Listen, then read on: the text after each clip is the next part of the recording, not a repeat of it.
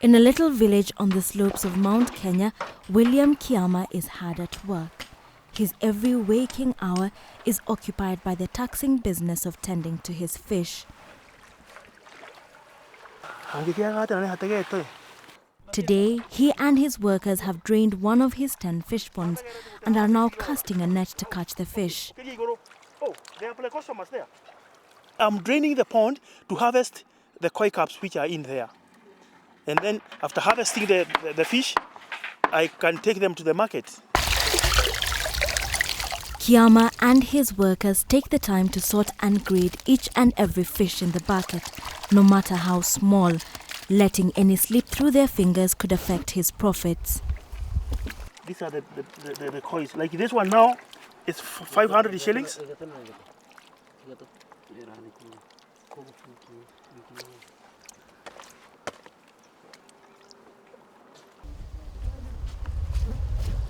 Located in the heart of Karima village in Central Province, the fish farm boasts of diversity.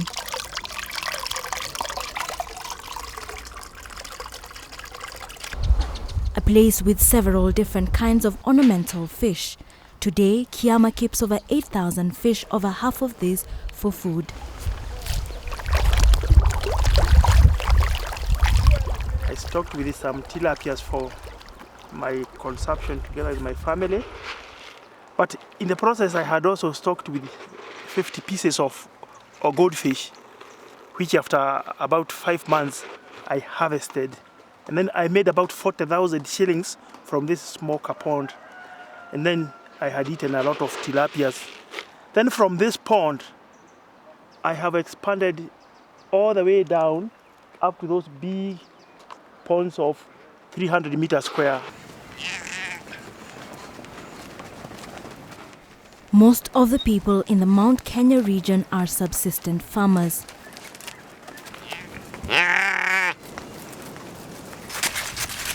Fish was always a novelty in their diet, but now the situation is changing.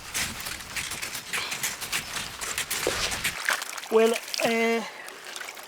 unlike the earlier perception that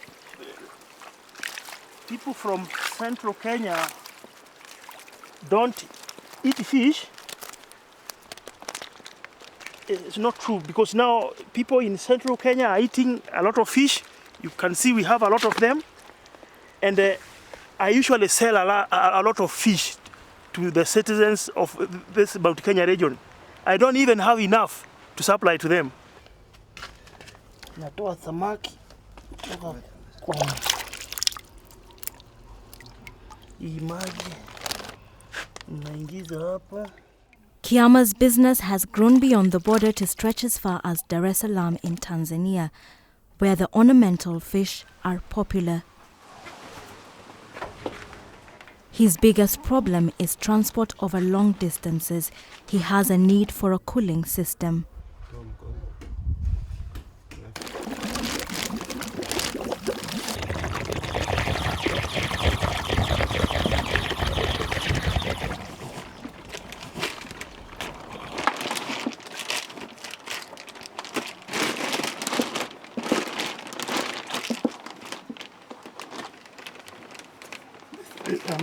This is packing. We are packing live fish, and the other one is food fish, which they are already dead. They don't need oxygen. What they need is ice for transportation. A modern cooling system is too expensive for Kiama to buy. This has in turn limited his business activities. Despite this, he earns much more than the average farmer in the area.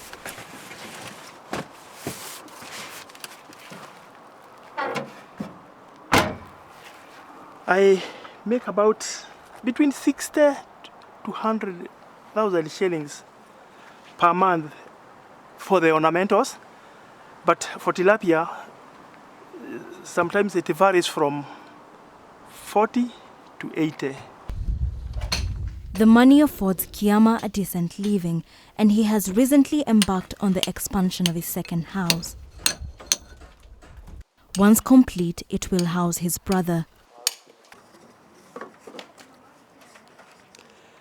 Sales from my fish are the ones which I have invested in constructing this house.